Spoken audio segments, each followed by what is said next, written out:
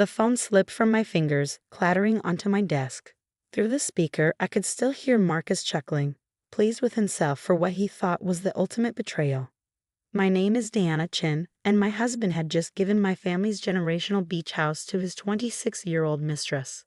You're too quiet, Marcus said, his voice dripping with smug satisfaction. No tearful breakdown. No begging? I expected more drama from you, Di. I took a deep breath, steadying myself. The house was my inheritance, Marcus. My grandfather built it. And now it belongs to someone who'll actually appreciate it. When's the last time you even visited? You're too busy with your consulting work to enjoy anything. The irony of his words almost made me laugh. My consulting work, the business he dismissed as my cute little hobby, had been funding my systematic acquisition of his company's shares for the past year. You're right, I said calmly. I've been very busy. In fact, I should go. I have a shareholders meeting to prepare for tomorrow. Shareholders meeting, his voice sharpened. What are you talking about? Oh, didn't you know? I'm attending the Parker Industries annual meeting. See you there, darling.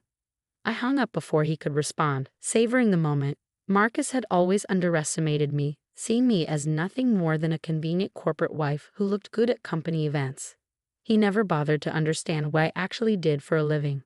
When we met 5 years ago, I was already a successful business consultant specializing in corporate restructuring. But Marcus, riding high as CEO of his family's company, only saw what he wanted to see, a beautiful woman who seemed impressed by his success. I should have recognized the red flags early on. The way he dismissed my career, his constant need to remind me of his importance, how he'd interrupt me in meetings to explain things I already understood. But I'd been blinded by what I thought was love. The beach house had been my wake-up call. 6 months ago, I'd overheard him on the phone with Sarah, his much younger VP of marketing, planning weekend getaways there. My grandfather's house. The place where I'd spent every summer growing up, where my parents had gotten married, where I'd learned to swim and surf and dream. That's when I started looking more closely at Parker Industries' financials. What I found was troubling. Questionable accounting practices, inflated projections, and a board of directors too cowed by Marcus's family name to question anything. Marcus had no idea that while he was romancing Sarah at my family's beach house, I was meeting with institutional investors, pointing out discrepancies in the company's reports, suggesting that perhaps new leadership was needed. I picked up my phone and dialed my attorney, Rachel Kim. He did it, I said when she answered. He actually transferred the beach house to her. Rachel's typing was audible in the background. Perfect. That's the last piece we needed. Property transfer documents have already been flagged for the SEC investigation. How did he sound? Smug. He still has no idea about tomorrow. None of them do, Rachel confirmed. The shareholders are ready. The board members who flipped are keeping quiet. Everything's in place. I walked to my window, looking out at the city skyline where the Parker Industries building dominated the view. Marcus had chosen our penthouse apartment specifically for this vista. He liked being able to see his family's legacy towering over everything. What about the other documentation? I asked. The proof of his relationship with Sarah, the misuse of company funds. All ready to go. We have records of every business trip they took together, every gift he bought her with company money, including the recent renovations to your beach house, which, by the way, we'll be getting back. The transfer won't hold up in court, especially given the timing with the SEC investigation. I smiled, remembering how Marcus had laughed at me for being boring and obsessed with documentation, when I insisted on keeping detailed records of everything. A good consultant is only as valuable as their documentation, I told him once. He dismissed it as another one of my quirky habits. One more thing, Rachel added. Sarah sold her shares yesterday, just like you predicted she would. Dumped everything as soon as Marcus gave her the beach house. Of course she did, I said. Marcus never understood that loyalty can't be bought. But disloyalty usually comes with a price tag. I opened my laptop, reviewing the presentation for tomorrow's shareholders meeting one last time. The numbers were damning.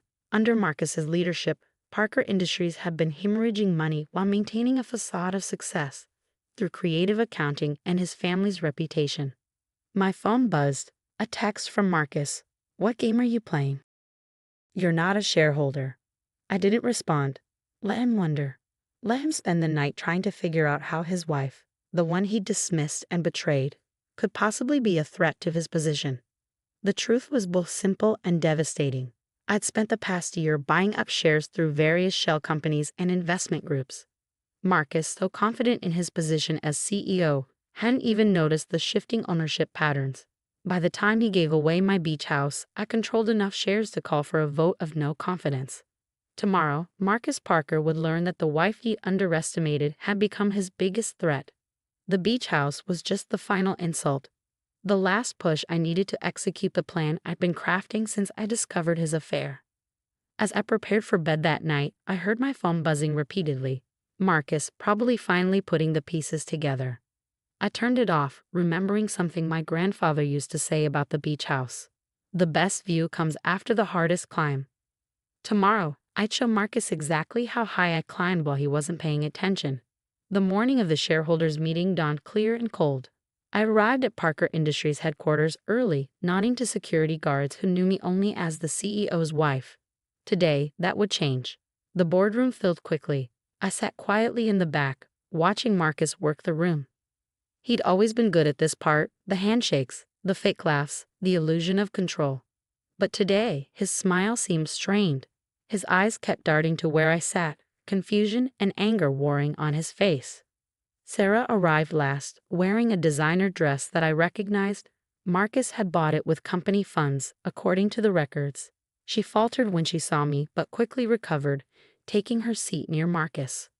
"Before we begin," Marcus announced, standing at the head of the table, "I'd like to address some unusual circumstances. My wife seems to have confused her role here today." "Actually," I interrupted, standing. "I think you're the one confused about roles, Marcus. Rachel, would you please distribute the documents?" My attorney began passing out folders containing detailed evidence of Marcus's mismanagement, the affair with Sarah, the misuse of company funds, the questionable accounting practices. But more importantly, proof of my majority shareholding through various investment groups. "This is ridiculous," Marcus sputtered, flipping through the pages. "These shares. This is impossible." "I would have known." "Would you?" I asked, moving to the front of the room. "You were too busy buying beach houses for your mistress to notice that your wife was becoming your biggest shareholder." The room had gone deathly quiet. Board members were reading through the documents, their faces growing increasingly grave. Sarah had gone pale, probably realizing that her recently sold shares had been part of my acquisition strategy. As majority shareholder, I continued, "I move for an immediate vote of no confidence in Marcus Parker's leadership and call for his removal as CEO." "You can't do this," Marcus said, but his voice had lost its authority. "This company is my family's legacy." "Was your family's legacy," I corrected, "before you started treating it like your personal bank account. The SEC is very interested in how you've been running things, by the way. Those business trips with Sarah, the creative accounting, it's all documented." One by one, board members began to raise their hands in support of my motion. Marcus watched in horror as his power crumbled. Sarah slipped out of the room. Her resignation would be on my desk by morning. "Why?" Marcus asked, his voice barely a whisper. "Because of the beach house?" I laughed, the sound sharp in the quiet room.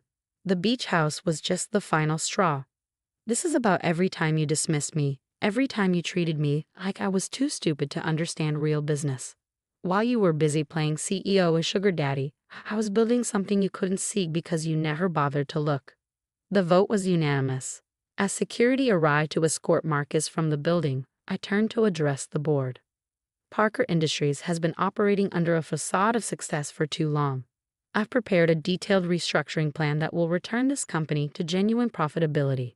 My team will be reaching out to each department head to begin implementation immediately.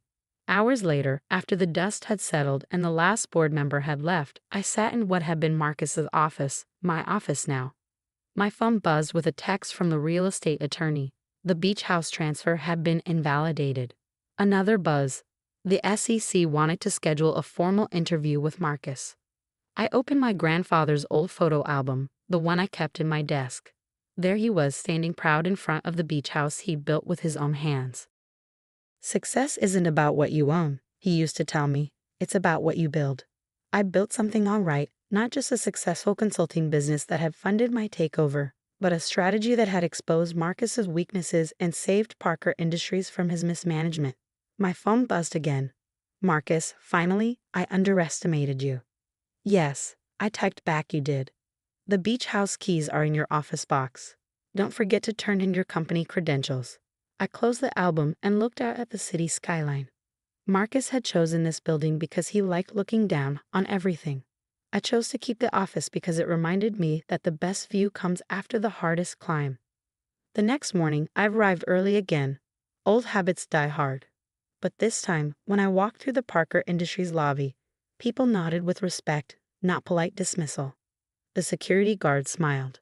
Good morning, Ms. Chen, he said, using my maiden name, the name I used to build my consulting business, the name I take back now that the divorce papers were filed.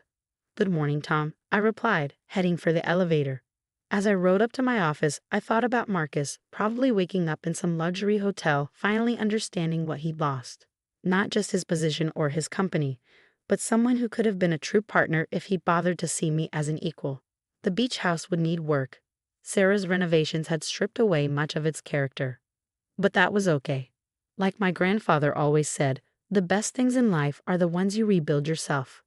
I had a company to run after all, and this time, I'd make sure it was built on something stronger than facades and illusions. I'd make it a legacy worth keeping. Ready to begin? Rachel asked, meeting me at my office with the day's agenda. I smiled, thinking of all the people who'd underestimated me over the years. I've been ready for a long time. Let's build something real.